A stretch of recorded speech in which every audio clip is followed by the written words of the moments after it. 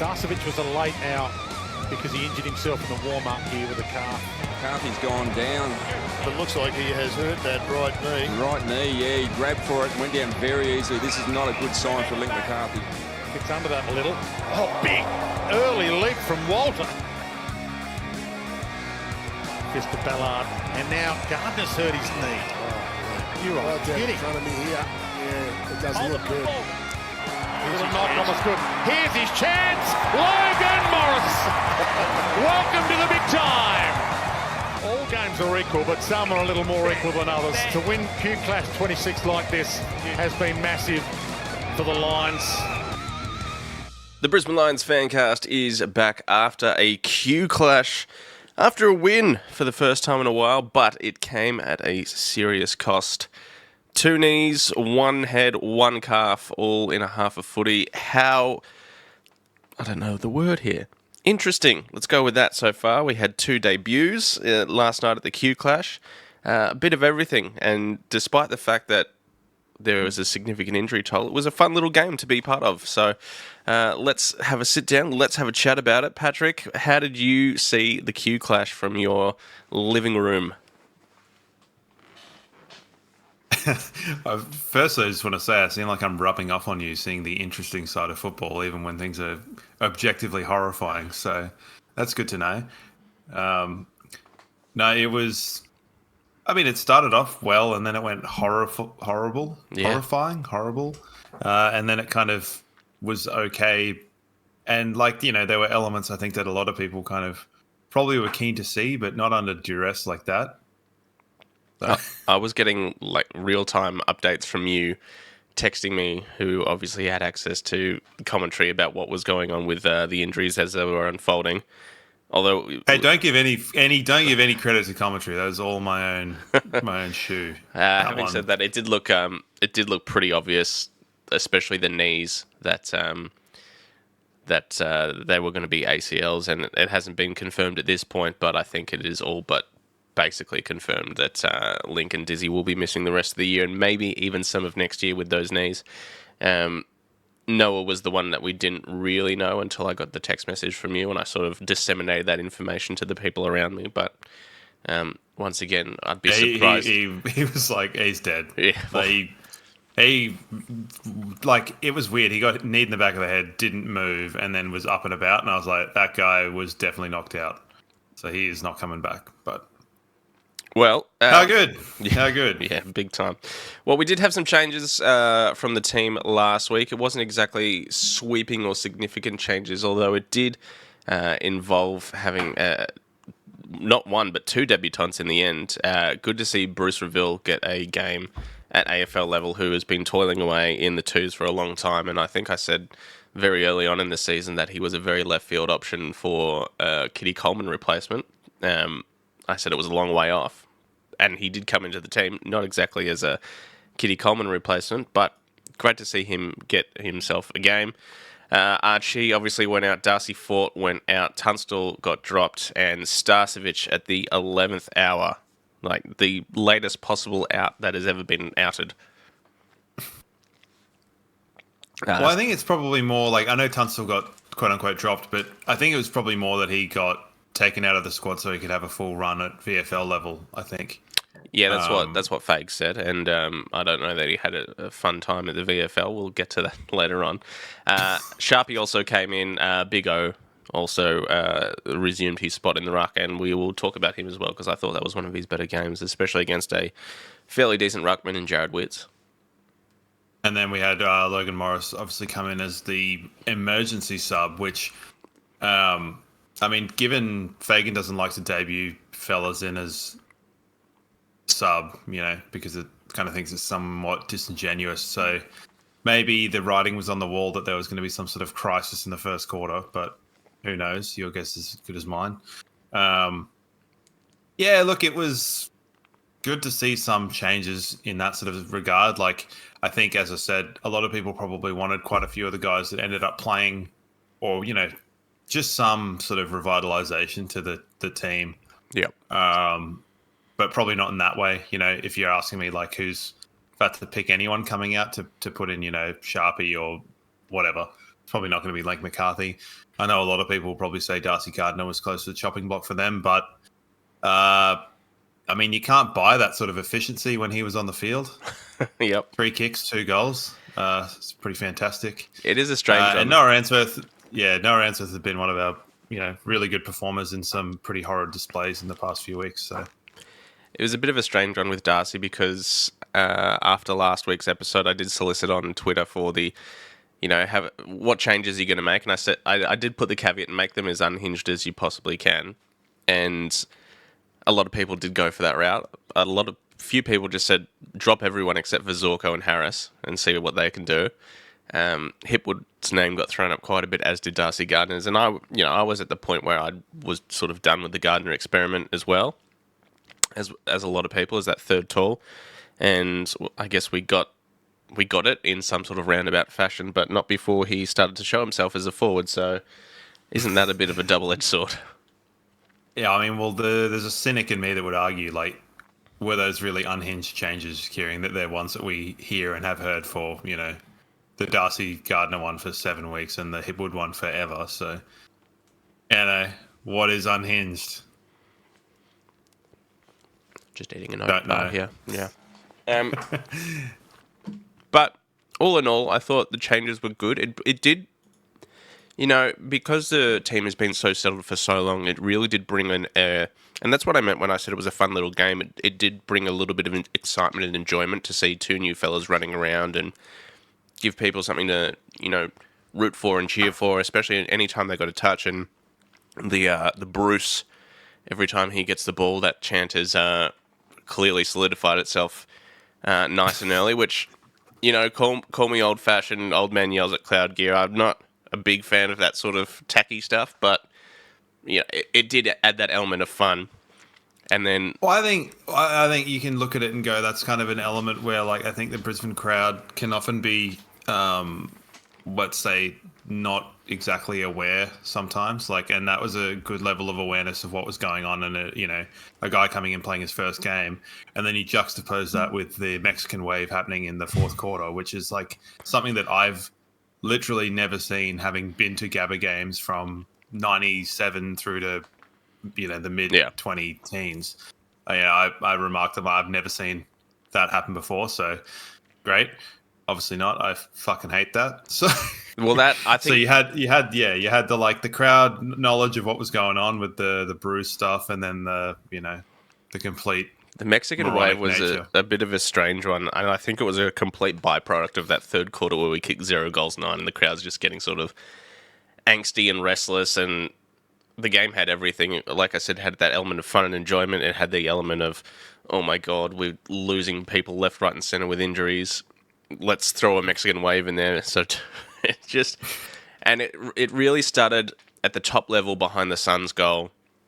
They tried to do it so many times, and it would often make it all the way around to the Lions' end goal. And then the scoreboard sort of breaks up the crowd, and it sort of stopped. And then there'd be a big boo from the crowd that started it. And then it eventually got all the way around. And then it did 4 laps non-stop. So I can't believe we're sitting here talking about a Mexican wave at the Gabba. So hopefully that there's no need for that to happen again, because we'll be kicking straighter. And I think the crowd was just happy to see a win at home as well for the first time this year. And shout out to, the Queensland crowd, 30,000 for a Q Clash, that's great. On a Sunday night, that's great. Yeah, I admit the bounce time was a little bit what the hell's going on, but I didn't know that it was Labor Day, so here we are. But yeah, I mean, where to begin? The warm-up, eh? Yeah. Then I didn't... Old Chrome Dome Starcevic. Yeah, I didn't have any idea, and that's when you texted me saying Starce out, Logan Morris in. I was like, oh my God, I saw him play today in the VFL. I hope he only... Because I didn't manage to watch the whole VFL game. I watched the first quarter and a half and came back to it later and had a look at the score, and I was like, boy, howdy, what's happened here? And I had hoped that Logan actually didn't play a full game, as he was, first emergency anyway, but turns out he did. And managed to play 2 basically full games of footy in a day with a bit of a Macca's stop in between. So it's just a bit of a shame that he didn't get the, the lead up that Bruce got into celebrating the fact he was playing his first AFL game, but I'm sure at the end of the day, he doesn't really matter. He got to play his first AFL game, and luckily his parents were able to get there as well. So, all's well that ends well. But yeah, Starce are very laid out. We don't know what the, diagnosis is with that calf, how long it's going to be. So it could be no weeks, it could be 1 week, it could be 4 weeks. Calves are a bit tricky. Yeah, well, hopefully the club do something along the lines of a jumper presentation next week, assuming that Logan Morris does play again. I mean, they tend to do the right things like that. I mentioned earlier on, like, they don't tend to debut players as the sub. So I guess in that regard, he at least got to play probably, like, let's be honest, if in a perfect world, I assume it probably would have been one of Bruce Reville or him on a debut that might be the kind of player to get subbed out just to kind of keep him fresh and give him a bit of indulgence or whatever. But like, well, they spent a good portion of the last quarter on the bench to finish the game. They were cooked. Yeah.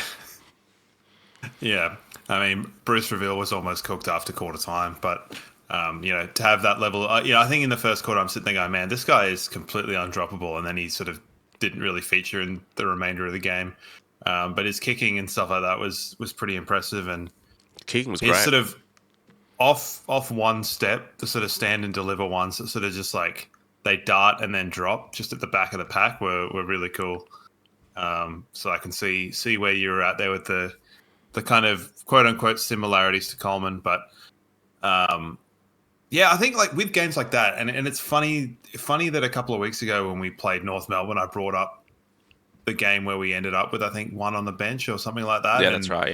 Yeah. The second half was kind of a coming together, almost like moment for the group where they won the second half. They still got towed by 50 points or whatever, but like it just, I think that game, like Ben Keys played quite a good game. He was doing like an on the ball job on someone, and just a few players when you get shuffled, and it's sort of like it goes back to us talking a little bit about the idea of, is the same versatility really versatility?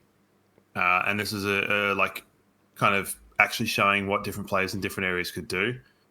Plugging gaps. We almost had like a midfielder at every line just to kind of help with stoppage work and stuff like that. Like Jared Berry was playing out of the forward pocket at times or things like that just to sort of help out. And I think the team really came together, because I messaged you and I basically said, look, hopefully there's a bit of backs to the wall physically stuff going on, and they're just like, fuck this, I ain't losing to Gold Coast. Like, no chance. Yeah. And we really needed that, because I do think that they've been mentally pretty fragile this year. Yeah, so, definitely. And that, that win, albeit it was certainly not the most impressive win, and it definitely could have been better with our goal kicking accuracy well under the microscope again. But in terms of that mental fortitude and resilience, it really went a long way in that aspect. So I think that was very pleasing to see. And at the end of the day, we'll take a win because that really had the ability to end our season. And it must be said, Gold Coast were quite poor. Like this time, when we played them last year, and I said to you, I think that's the best game I've ever seen Gold Coast play when they towed us up at Metricon Stadium. This was, the exact opposite. That was probably one of their poorer games I've seen, especially this year. Rao, Miller, Anderson, they all were quiet wits. No bueno. Ben King didn't exactly towel Harris up the way he did last year, although he was on Jack Payne. And, I really didn't think Damien Hardwick was that stubborn that he was going to take nothing from the game last year. That, Neil's been blanketed the last 2 weeks. Took absolutely destroyed him last time. He didn't put him to him. He didn't put Ben King to Harris Andrews. The only thing that was sort of different this time around is they had Will Powell on Charlie, and he did a really good job on Charlie, because usually Charlie can get off the chain on the Suns, so he only managed to slime one goal in the last quarter. But yeah, I thought Damien Hardwick, especially with the injuries that we had, it was there for the taking for them, and yeah, they were quite poor. So luckily for us. Yeah, I was definitely thinking, at quarter time, or halftime, like Hardwick surely could have gone the route of like, if we just stick with this, we'll be more or less in it. And like at the time, you're sort of looking at it going, well, if they chip away sort of 3 goals, win the last 2 quarters by 3 goals, they'll be well in it. But like I'm a little bit more. I think that was a far better performance by us than it probably seemed. Like to really be that comprehensively, all of the metrics. Yes. So I'm not doing a Chris Fagan here being like, look at. Actually, that said, I got to say, when the game started and we had our first 3 inside 50s. And the first 2 went to 49 and 48 meters and came immediately out. I was like, yeah, well, are they really inside 50s? Yeah. Anyway, that's just an aside. But yeah, I think the performance and the effort was kind of actually there. Like, there was an article that got released by the ABC. I don't know if you saw, where it said that basically the Lions were just struggling sort of with their inside 50 kick and then their goal kicking. And it used a lot of stats and metrics for a lot of the other elements of the game in terms of pressure acts and tackles inside forward 50 and work rate, stuff like that. And like, whilst, yeah, that's all well and good, it came on the back of particularly that second half against GWS, which I think the effort was actually lacking. Yes. So it was like, it wasn't reflective of what we had most recently seen, but it kind of was reflective of what we had been hearing from the coach and from people around the club, where like, we're doing all the things pretty much right. It's just, yeah, as the article said, the 2 most important kicks in footy weren't happening. Yes. And they arguably weren't really happening again. Yeah. But there was definitely there was definitely better moments this week, especially compared to last week. And I really think, after the game against the Giants last week, and Dane Zorko came out and said they had 25 minutes worth of training throughout that week, in between the Geelong game and the Giants game. To have a 10-day break, have 2 big sessions. I did hear word from, and then once again, this is sort of third hand, but you know me, and I trust the guy that I hear this stuff from. He works quite closely with Noah Answorth, who has been doing some work down at Morningside, who said, there was something really different about this week in the group. Up until this week, I guess just the energy, the effort hasn't seemed to be there in amongst the group at training and stuff. But this week there was a really noticeable difference. So what that means, I don't know, but it clearly showed on the field. So more of that, please. Yeah, look, I admit I kind of struggled with the idea of them doing 25 minutes between, albeit, what was it, a Saturday till a Thursday. Yeah, a Saturday in the slogging rain. So, yeah, and I think, when you couple that with the fact that Lachie Neale said the week before, I didn't run very much. And, I mentioned that there was mitigating circumstances around that. It just doesn't come off particularly well because, not everyone's going to assume or understand that, in a wet game like that, you're not running from stoppage to stoppage as quickly, or the ball's not zipping around or whatever. But to hear that and then mix with the idea of we only did 25 minutes of training, it's what are you doing? And unfortunately, I don't necessarily buy into the idea that, you do all of your fitness in preseason and then you do nothing for the remainder of the season. That seems insane to me. Yep. And you can still work on skills. You can still, I don't know, maybe it's a cynical part of me that thinks that these players should be, I don't mean they should be training 9 to 5, but I kind of feel like they should more or less be at their job. Yeah, all the time. It's a tough one because obviously we're not sports scientists here, so we don't know the biomechanics and what's going to be best for optimum performance. But clearly, whatever happened in the week leading up to GWS did not lead to optimum performance. So, yeah. Well, it also the strategic element of it as well, and that's another thing that I'm definitely putting into the mix is sort of if you're not at the club, you're obviously not doing are they doing adequate review? You often hear oh, we'll look at the tape on Monday or that sort of thing, and it's just how much time do they actually spend in quote unquote club land? Yeah, it sounds like it's all about recovery. That seems to be the thing these days. And even after the game last night in the press conference, even Fag said, "Oh, look, there's going to be a lot of focus on massage and recovery this week." And it's well, good, I guess, because there's obviously going to be some sore bodies, some very sore bodies, but, you know, they're not going to be playing for the foreseeable future, so don't worry about getting them massaged and stuff. We need to keep this momentum rolling because we're going to go down to Adelaide against a team who's just had one of the great showdown victories, so they're going to be amped up, and we're going to need to try and back up our performance as well. Just stick them in an ice bath and they'll be fine. Like, you know. No, like, yeah, I admit there's an element of not understanding kind of how the training regime and that sort of stuff works, but it strikes me as like, you know, when you hear things coming from particularly other clubs as well, where, you know, players aren't in at the club really all that often. You know, they might be in for a meeting for a couple of hours on Monday morning or whatever, and then they're off, and it's just like how I don't know. I find it's exponential in terms of like the amount of wages and stuff like that, because they should be there full time, and you know the weekend should encompass that. But I don't know. Am I just a bitter fella? Possibly, but I just, you know, you'd like to think that, and I think this is a point I was trying to make. It's like, when you're coming out saying things like that in interviews, it doesn't reflect well on people that might have an opinion or a mentality around it like I do, where it sort of abates that and says, oh, we are putting in the effort, because it doesn't seem like it. And then it appears tone deaf to use words and phrasings like that, you know, whereas you sort of want to hear them say, oh, we're doing everything we can. Yeah. And, you know, that might be just lying or bullshit or whatever. But like, you know, to then be...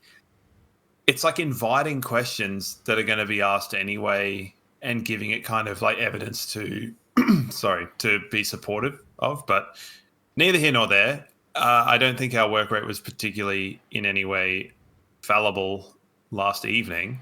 No, it was good. You know, obviously we ran out of petrol tickets, as they say, by the fourth quarter. But, you know, what are you supposed to do? Yeah, I did have a look this morning of the amount of players that played 100% of game time in the third and fourth quarters, and it was a very long list of players. So, yeah, they'll be absolutely spent after that, and you know, rightly so. But to get the 4 points after all of that, yeah, one of the great sort of character building wins. So, very happy with that, because, as I said, that, you know, this, and Kingy put it on the bloody agenda, that the Suns really had the opportunity to put the nail in our season's coffin right there and then. You know, if Rao got off the chain, if, you know, XYZ happened, it really had the chance for us to be down and out. So, you know, it was just good to have the energy of the debutantes there. I can't remember. Was it Kai? When Kai kicked the goal and Moddy comes up and they did the big sort of, you know, jumping chest bump and stuff. I was like, that's the sort of energy that has been lacking all year, and it's the sort of stuff that those young kids bring, and it's definitely the stuff we need. So it puts a smile on the faces of Harris Andrews and stuff, where they see that Moddy coming all the way from halfback to do a big jumping chest bump with Kai Loman. That's the sort of stuff we've been lacking. Well, there was one moment as well where I think Kai Loman, he might have missed a set shot and went out for a behind, and then the kick in came and he spoiled it, and he was up and about. And one lady particularly on the veranda loved that one. So if you get a chance to watch that back, there's out of her seat wearing a stripy top, just giving the double like fists going crazy, and it's like I had to replay that. It was so funny.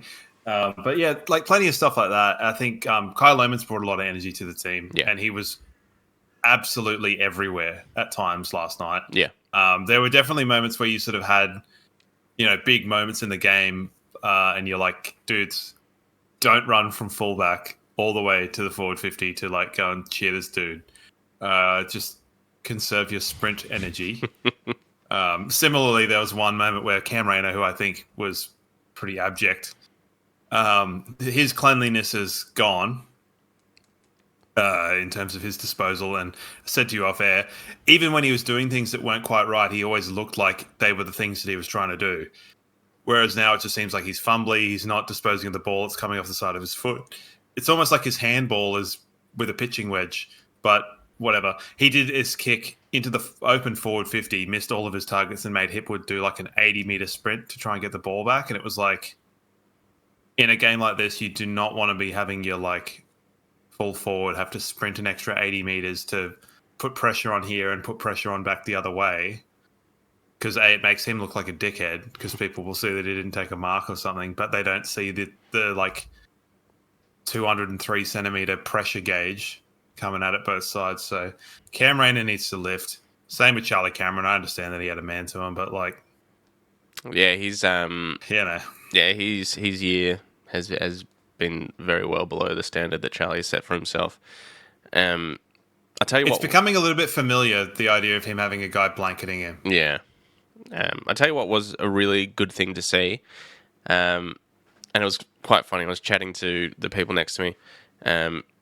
Joey missed his first set shot, which was 30 meters out, straight in front. He hit the very top of the post, and then the rundown tackle to get his second shot at goal. That is as pleasing as anything you can hope for, from a bloke who's been under fire from his second efforts and follow-ups and stuff like that. Rightly so, but last week, he wasn't alone there, as we spoke about. A lot of people, their second efforts, hunger, pressure, all that sort of stuff dropped away significantly. But to see him do that rundown tackle and then slot a bullshit goal on the juncture of the 50 and the boundary line, that was just so Joe. Yeah, I mean, there's not really too much to say about him. He popped up at both ends at various times, but a lot of people look at his output and say that it wasn't there. But, I mean, unfortunately, in real time, we didn't get to see the first 3/4 of that goal because they were showing a replay of something else. And then, you're sort of like, what the hell's going on here? So might have to check the tape on that one. No, it was really good, really, really pleasing. But Sharpie obviously came in, and he's someone who I quite enjoy. Yes. I like the element of his, I spoke a couple of weeks ago about Lockie Neal's kicking, kind of the action not quite matching the output in terms of there's not a visceral tangibility to it. I feel like with Sharpie, his running and his effort and his everything kind of, it has payoff for the amount of action that goes into it, and it's really fun to watch. It's sort of like he runs in and he goes hard, and beautiful check side goals. Oh, that was in the air forever. Yeah, he took one from Darcy Wilmot, I guess. But I thought he was good, and I think with all of the players that came in, I know it sounds dumb, but I don't think any of them will come out of the team. But I also think if they were in there by whatever merit, I don't think they would come out of the team anyway because they all impacted. Yeah. Bruce Reville obviously struggled in the latter stages of the game, but in the first quarter he was fantastic. You're sort of sitting there going this guy is the missing link, just in terms of what we need in terms of ball movement and just excitement and stuff like that. Sharpie was really good. Logan Morris, for having played 8 quarters of football, you can imagine that he'd probably score 2 more goals with those set shots. And his work at ground level and stuff was all really good. Cool head. I think I noticed his set shots, he seems to get quite close to the man on the mark, and that's why I think he got unstuck with the 2 misses that he had. So maybe something to work on. But yeah, I mean, they mentioned we'd had probably the best injury run for the past 5 seasons, so there hadn't been the necessity to kind of blood the young, as they say. But it's well and truly here now. Yeah. And also, find me another club ever that's had 5 ACLs concurrently. So it's grim, hey? It's ridiculous. Yeah. So thankfully, and we spoke about this on the podcast last week, he will be back this year. Timeline's still sort of TBC, but it's definitely not going to be, it won't be before the bye, and I doubt it'll be the week after the bye either. I think we're looking at sort of closer to round 15, round 16, and they're being cautious, and rightly so, because we cannot afford any more injuries at this point. It's crazy. We have had a really good stretch with injuries over the last 5 years, but all our chickens coming home to roost in 2024, so it's coming home to roost in our knee tendons. Yeah. So the rehab group's going to be quite, popular. It's going to be fun. Yeah, sure. Better than you hear of that one Burke that's got an ACL and they're like, yeah, recovery was really hard because I was just by myself forever. And now you're like, well, I hope you like Darcy Gardner. I hope he has good chat.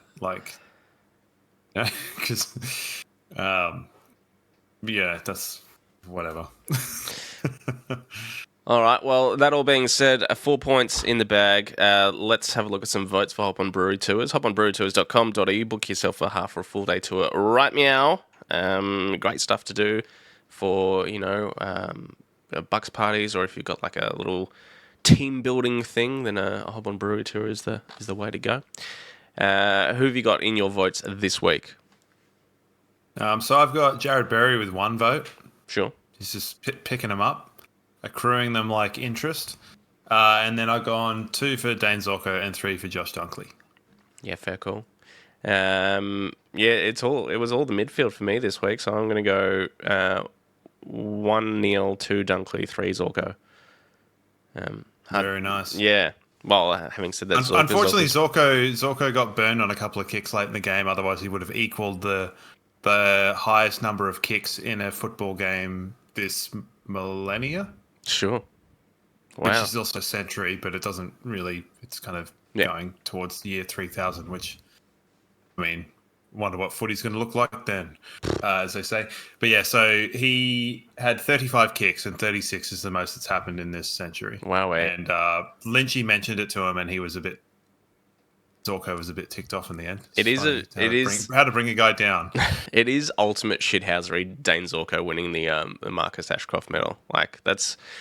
Well, I didn't get to see it because they just were like, "Oh, that's the end of the game. Here's bounce." And I love Dunstall, but I hate the bounce. Yeah, so. I mean, just quickly, anyone that is listening and that genuinely watches Bounce every week, why?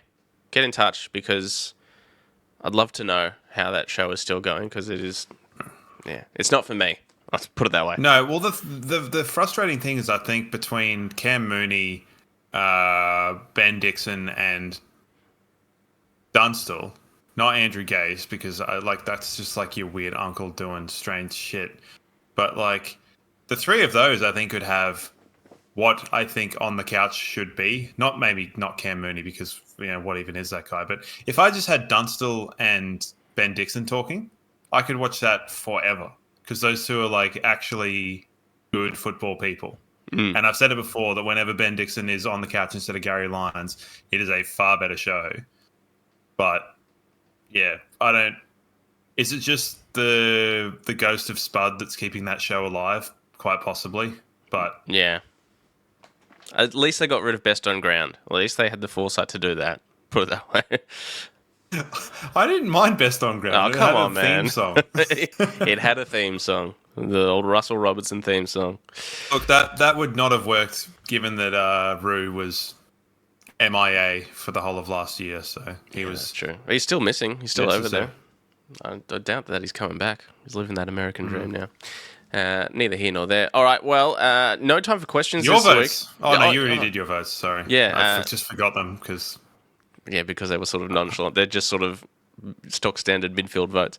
No time for questions this week because the game was last night. We're recording this early Monday morning. Good strategy, boy. Good strategy. And again. So for Crisp Communications, let's have a look at the team changes that are going to have to happen for next week. crispcoms.co. Get yourself a free Brisbane Lions fan car sticker. Better yet, get yourself one of the best marketing teams in Queensland with Crisp Communications. Well, there's obviously going to have to be some changes. Linc's going to come out. Darcy's going to come out, as is Noah Answorth for at least the week. Probably Starcevic as well. I mean, let's just run on the assumption that Starce will be out for next week. So, what changes are you making? There's 3 or 4. I'm trying to figure this out because it's Monday morning. My brain doesn't really work, so I shouldn't say that. But because the idea of like one coming out before the game started and then the sub becoming not the sub, I'm kind of like, how many players need to come out? So we've got Diz, Linc, Noah, and Starcevic are all assumedly not going to be in the team. Yes. Right? All right. So Lomo, my mate Jackson Pryor. Yep. And then it's like, well, who else have we got here? So Pryor probably comes in for Noah, Diz for Logan Morris, and then it's like, okay, if Cal Archie comes back, will he come in and plug a hole? He can do it either forward or back. Come on, VFL. What do you got? That's you, I mean. I mean, what did the VFL have? Not bloody much. They got absolutely spanked. So, yeah, I would agree with all that. I say Archie comes straight back in if he's fit. No, they did say it was only going to be a week, so Archie will come back in. I think everyone... Tunstile? Yeah, I think Tunstall will probably come back in as the sub. Yeah, probably that. God, we're really testing our versatility and depth here. It's good. hard. Yeah, well, is it? Yeah, Tunstall, Archie, Jackson Pryor comes in as well. So there's 3, and then we need a sub. You know, I hate to say it. I think Jared Lyons is going to be the sub next week. I think you forgot Logan Morris as well. Yeah, so. But I'm sort of keeping him in. I'm keeping Sharp, Reville, and Logan Morris all in. So it's, yeah. So you've got Cal Archie, Jackson Pryor, and JL over Tunstall. No, I think Tunstall will come in, but I think, is there still a spot to fill, or is that it? That's it. Okay, well Thank then, Christ. Well then you go. I think Tunstall will be your sub, and then JL will be fighting a lone fight in the VFL. Yeah, well, I just can't. I can't with him. I know you can't. Yeah. Put it this way: when Bruce Reville came on, I was sort of like, "Why the hell has JL been our sub ever?" When this guy's been, I mean, obviously he wasn't here last year, but like seeing this guy run around with intensity, it's like, man, put that guy as a sub. He's only good for 1 quarter, but man, what a quarter! Yeah. Well, while we're staying on the 2s here, they got towed up big time by the Suns, 71 to 157. It's a big score that's been put on by the Suns. Jai Farah 5 goals for them, Sanday 4, and it was sort of not our AFL listed players in the VFL that sort of affected the scoreboard for us. Ben Thomas, Jamison Shea. Logan Morris kicked a goal, as did Jared Lyons, but like Jake Lohman, Ewan McPherson, Kalen Lane kicked a goal as well. But yeah, not much to take away from that performance, especially... Well, I think when you're looking at it and going like the knock-on effect of injuries from the one, and I know that that's kind of not, the ones that happened in the game probably weren't affecting of the other one, but like, if you look at our injury list in the whole, it's what, like Ashcroft, Duday, Bailey, Archie, Starcevic, before the game, it's like you're just sort of leeching from one to robbing Peter to pay Paul. So, and you're missing, they're missing sort of Dev Robb, Carter Michael, and James Madden as well. So they're all, I mean, aside from Carter Michael, who can never seem to get on the pitch, but they're all high quality 2s players. So so I think they're just a bit struggling at the moment. It's probably the old Gold Coast Academy probably rubbing their hands together pretty well, aren't they? Yeah, big time. Well, yeah, there's I guess a few little changes there that we've got that we can lean on for a game against Adelaide next week, who had, like I said before, one of the great showdown wins, one of the few tips I managed to actually get right this week, so good on them. But we're going to need to be at our absolute best when we take on the Crows this week, that's for sure. How did you manage to cook your tips so bad? Oh, I mean, I tipped Geelong. I had tipped Collingwood up until the very last moment where I swapped to Carlton before the game. I certainly didn't pick Hawthorn to beat the Dogs. I would have got maybe 4 or 5. Maybe we need to do tipping next year so that I can put my shit mouth where it or whatever, because there was a few upsets. Put it that way. There was a few upsets. Yeah. And Essendon only just got over the line against West Coast. Do you know what really annoyed me? Seeing GWS be absolutely shit against Sydney. Yeah. And being like, these guys were utterly untouchable last week. It was like their kicking game was perfect, and when it wasn't perfect, their running game was there. And just to see them, when the rain came down, you're sitting there going, oh, Sydney are like a Slick Magoo kicking team. Their strategy will struggle here. Nah. GWS didn't adapt, same as us against Geelong. Just didn't adapt. And they were pretty poor. Yeah. Cool, huh? Pretty poor. It's amazing just to see that just about every team has played really well against us, except for Melbourne and North Melbourne, but whatever. Feel bad for Callum Brown. He's possibly the nicest guy in footy. Yeah. And to see him really the brace thing. It's like he's just like shit. There's a dude there. Yeah. Trying to make himself small. I think he was trying to make himself small, not bracing. Yeah. Because he made a 50 meter sprint to make an effort, and it's just like, all right, man. Yeah, we'll wait, but I would say that GWS will probably try and get that at least downgraded. 3 weeks seems a bit stiff, so we'll wait to see what happens there.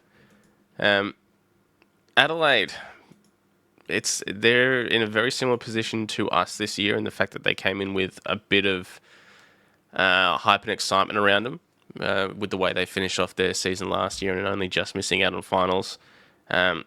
It's safe to say they've underperformed, probably not to the level that we have, but managed to get their shit together for a good showdown victory, albeit against Port Adelaide, who kicked even worse than us. So we know what happened last year when we played them. We had a very similar third quarter that we did last night. Last night it was 0-9. What did we kick against them in the third quarter last year, where we kept getting an inside 50 but could not put it on the scoreboard?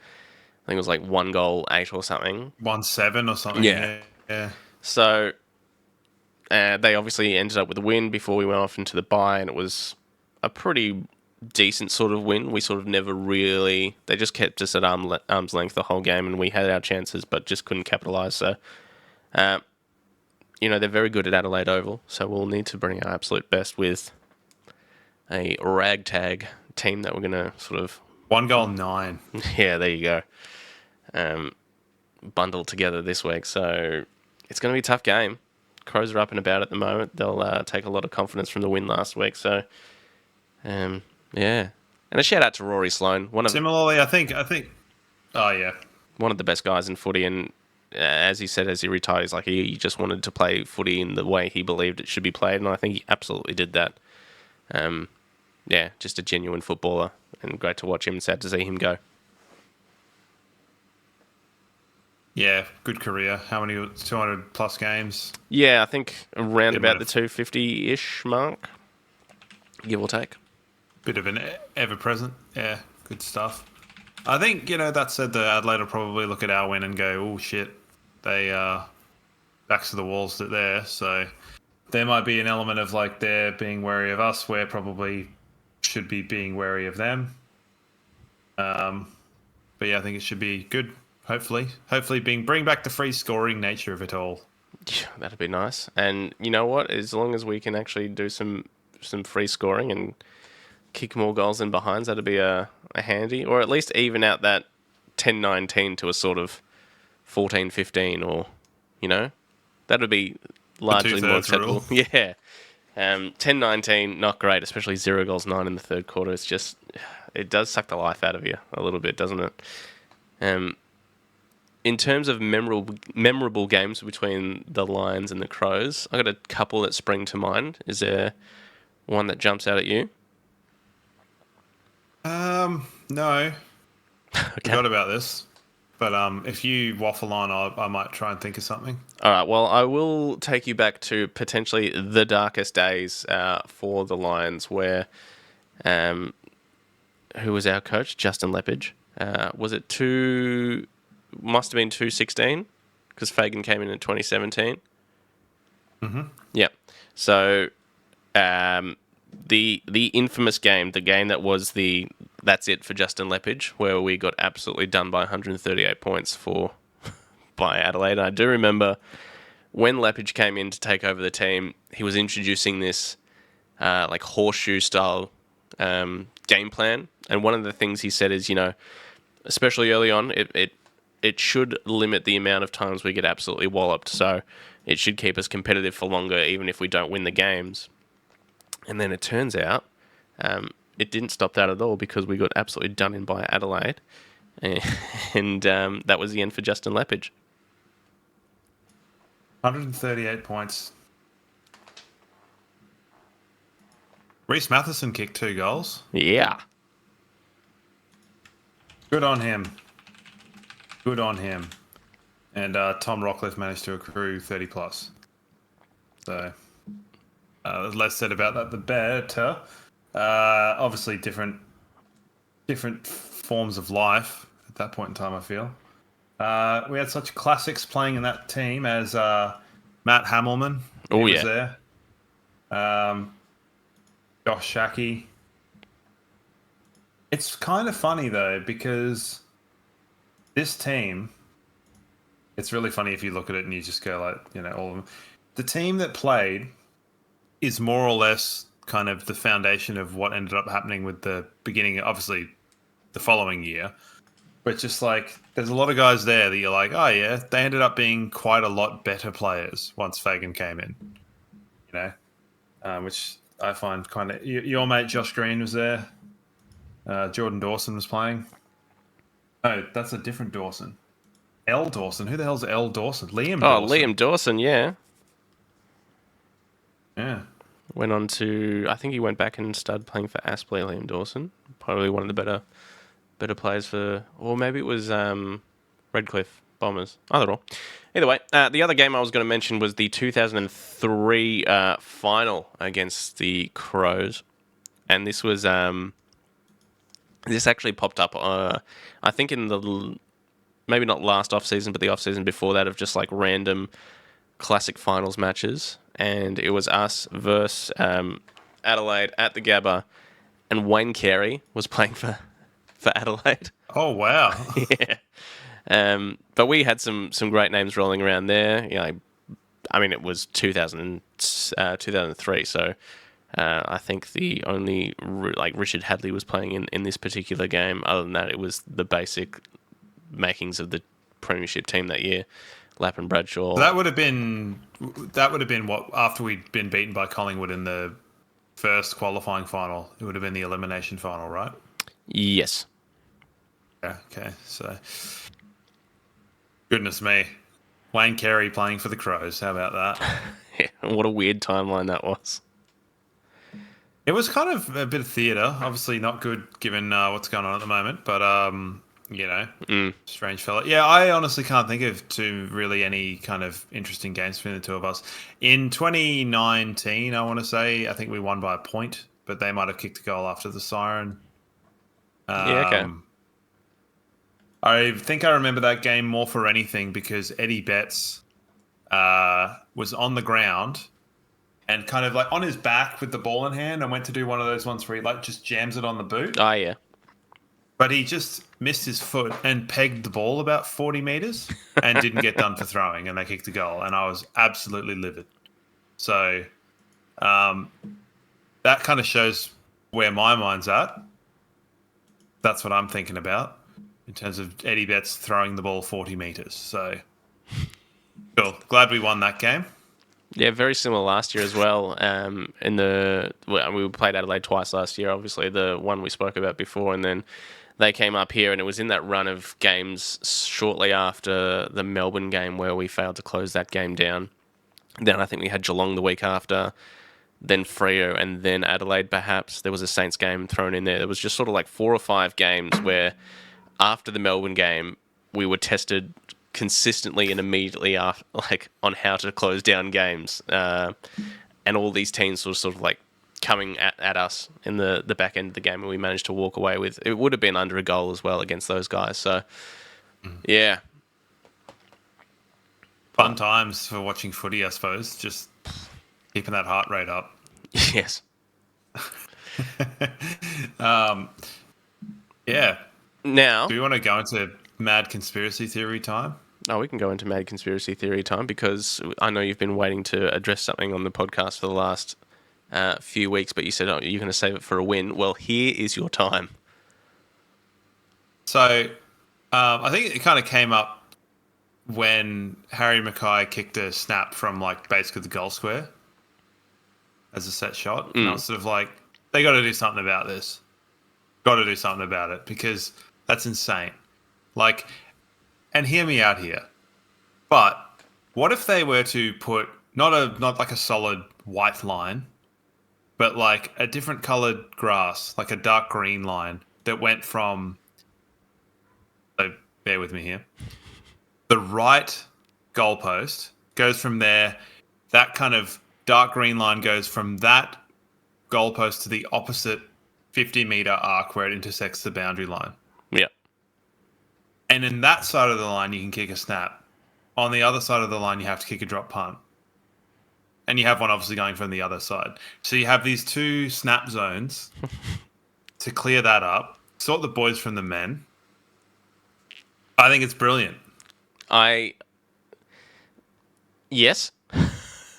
I understand what you're saying. There's designated here's where you can kick a snap and snap only. I think once you start dictating how players can and can't kick the ball, I think people have got enough problems with the game as it is already. But I like it. I've just sent you the picture that I drew up that I sent you like 7 weeks ago. I think it works well because it just means that like there's so much weird stuff that happens, and like we'll get onto umpires and their lack of awareness and situational awareness and game sense and stuff. But like, you know, the idea that you can't be a teammate within like 15 meters of the guy kicking the goal is sort of like, why? Because you need to protect the protected zone from the snap. It's like, whatever. Just have it. That line, you can go there. If you're on the other side of it, you can kick a snap. Whatever. I think it clears that up. It stops people like Harry Mackay kicking snaps from the goal square. I mean, they changed the rule for when you take a mark inside the square not too long ago. So, and I think it would be funny, and it would create really weird situations where deep pockets would have longer snap zones. They've now become the snap zone. Yeah. So there's that. Second thing. You know how there's all these dumb goal reviews? Yes. My brother put it in my ear that do we not think that maybe crypto.com has a bit of clout? Oh. And to say you have a mandatory number of goal reviews around. Right. For our sponsorship. And I'm like, that's insane enough to be true. You know what? There is probably more merit to that than the snap zones for sure. Because obviously whenever that contract was done up for, hey, you know, you can sponsor the goal review, we promise we'll review it X amount of times per round. Or something like, you know, or 3 times a game or something like that. I don't know that we had any last night. We didn't have any last night, but maybe they'd already fulfilled their They've reached the quota for the round. So, and then the other thing that I've got. So I mentioned this because for a while that like umpire dude was like posting questions on Reddit and was like, post me your questions. And then he's since disappeared. Yeah. So cool. And I was wondering because I think it might have been on Gather Round, just watching goal umpires and watching them do utterly the wrong movements at the wrong times, you know, contrary to what you expect from footballers. So, you know, the expression right over the goal umpire's hat indicates the goal umpire has not moved because the ball has sailed over his head. But the amount of times when the ball's going through half post, particularly on gather round, and I don't know what was going on there, and I've noticed it since, but I've also noticed it the other way around, and in my opinion, the right way. Like the ball's going through half post height and they're going like parallel to the goal to check if it's like touched on the line. It's like, what are you doing? And then they'll goal review it because they can't tell which side of the post it's gone on. It's like, you're supposed to back up and like see, oh, yep, it's gone there. Or if you're like, this is marginal, I'll go on the side of the post. But it interferes with like people trying to mark the ball and stuff like that. It's insane. And then the thing is that like, it's arguably easier to see a touched one on the line than it is to see which side of the post sometimes the ball's gone on with the weird, terrible camera angles from the 1940s. So... and then you couple with that in this round alone, I've seen umpires back into and get smashed by 2 players. Yeah. And like, you know, and then you have the Charlie Cameron one where he like had obviously hurt his ankle and he's being told to go back on the mark and stand. I've had like, there's been boundary umpires that have like just like run into players and stuff. And it's like, do they not watch the game? Like, do they not understand how the game works? Because they're like, it's almost like they're just, and also none of them sound like men. they all sound like small boys. It's like far out. Like sort this out. Like, why is it always like play on, guys? It's like, play on. Use your voice. Like I was watching a random VFL game. Might have been like Sandringham versus North Melbourne. Sounded like blokes umpiring then. I don't know. What I'm noticing at the moment is this stand rule is, I don't know that it's being phased out, but it's not being as heavily policed as it was when it was first introduced. Like a lot of players on the mark immediately just start moving backwards and not getting called for not standing. So I've been keeping an eye on that. Like the stand rule just doesn't seem to be as heavily enforced as it once was, and I don't hear umpires call stand as much either. Well, it seems weird because a lot of teams, particularly in the like forward half, they tend to be when there's a opposition mark taken, they tend to back off the mark, the 5 meters. So it's and then that way they're not actually behest to stand. But if the player who marked the ball moves forward 1 meter, it's then play on. So it's like the onus then becomes on the player who took the mark to find their own line and go back and make sure they don't. I mean, the thing for me is players that mark the ball, and when they do enforce the stand rule, when they take quite a few steps, particularly if they're on a wing, and it's like, can you maybe not call play on because he's taken 4 steps in field, and you've got like the dude on the wing in field 10 meters, and then the guy on the mark like 3 meters closer to the boundary, and the physics of a line don't make sense, or the maths of a line, because it's not actually a segment at all. Tackling the heart of issues here of trigonometry. That's it. Conspiracy theories are us. Posted one an hour. I love that the most viable conspiracy theory was the one with the crypto. Well, yeah. I mean, money's involved, of It's course. all in a name, though. Like, I'm talking about the name. Crypto conspiracies. I like it. It's a good way to finish things off for this week. Another big game against the Crows coming up. So, yeah, I'm telling you, snap zones could be a thing. They should be a thing. That'd be great. Because you'd know what to expect. Yeah, maybe one day, and then we can introduce bloody like barrel zones as well. Maybe like 60 to 70 metres out from goal.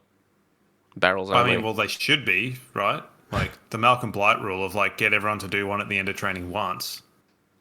Oh no, AFLPA says we can't do that at this time. We're in the red zone. Sorry. All right. Well, that's been another episode of the Brisbane Lions Fancast. Good to get a win, especially at the Gabba, because it has been quite a while. So Hot minute for you, hey? yeah, let's keep it going. Let's beat the Crows. Let's keep that rolling. We got Tigers, Hey. Hawthorn, Saints, Bulldogs all coming in the next few weeks as well. So on paper, winnable matches. But if we keep losing players to blown out knees, then who the hell knows what's going to happen. Nice. I also like that weird, almost Brisbane Lions themed Ozzy Osbourne shirt you're wearing. Yeah. Good, huh? It came up. Didn't know you were a Satanist, but here we are.